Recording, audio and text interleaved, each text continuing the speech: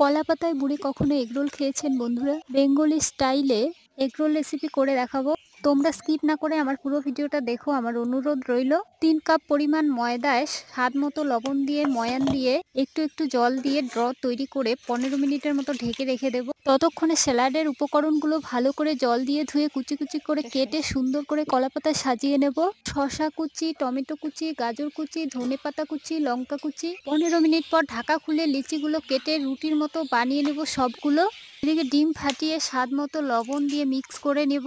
শীতের সন্ধ্যায় কিছু খেতে মন চাইলে চটপট এগরোল বানিয়ে ফেলুন আর আনন্দের সঙ্গে উপভোগ করুন সকলে মিলে। নুন ধরিয়ে কড়া গরম হয়ে গেলে তাতে রুটিগুলো দিয়ে দুবার উল্টে ভেজে তুলে নামিয়ে নেব। কড়ায় তেল দিয়ে অমলেটটা ছড়িয়ে ভেজে রাখা রুটিটা উপরে দিয়ে উল্টে আরেকটু বেশি করে তেল দিয়ে ভেজে নামিয়ে গাজর কুচি, শসা কুচি, টমেটো কুচি, ধনেপাতা কুচি, কাঁচা লঙ্কা কুচি, টমেটো সস, কলা পাতার